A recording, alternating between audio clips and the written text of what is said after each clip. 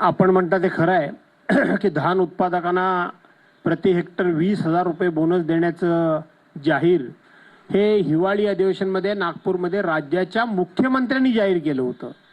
कृषी मंत्री केवळ बोलले असं नाही, तर राज्याच्या मुख्यमंत्र्यांनी जाहीर केलं होतं। परंतु प्रत्येक घोषणा ही फक्त लोकप्रियतेकरता, सवंग लोकप्रियतेकरता करायची आणि त्या घोषणेची आपण पूर्तता केली नाही तर आपल्याला कोणी काही विचारू शकत नाही, कारण आपल्याकडे संख्याबळ मोठ्या प्रमाणात आहे।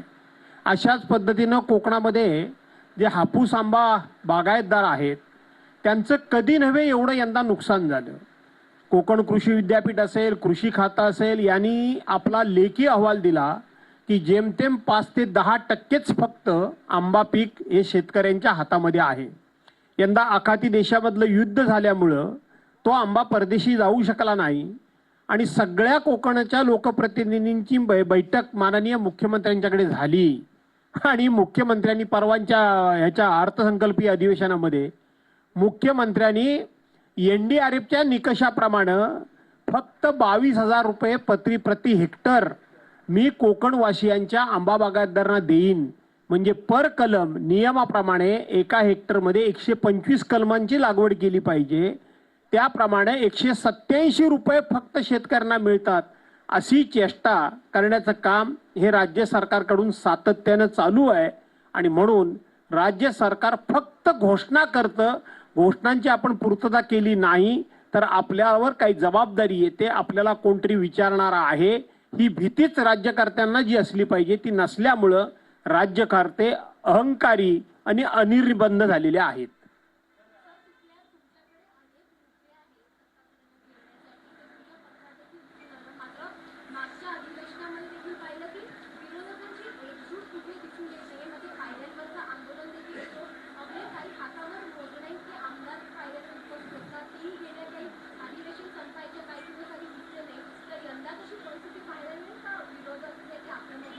असं आहे की जे कोणी सभाध्यक्ष असतात, तालिका अध्यक्ष असतात, सभापती असतात यांनी नियमाप्रमाणे जास्त हे डाव्या बाजूला बघावं लागतं।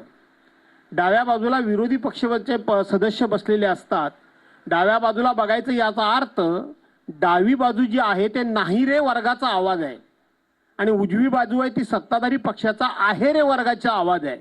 परंतु जे काही सभाध्यक्ष आहेत ते डाव्या बाजूला बघायचं तर सोडा, पण डाव्या बाजूला बघायचं तर नाहीच, पण त्यांना पुरेपूर संधी सुद्धा द्यायची नाही, त्यांचा मुद्दा काय तो ऐकून सुद्धा घ्यायचा नाही।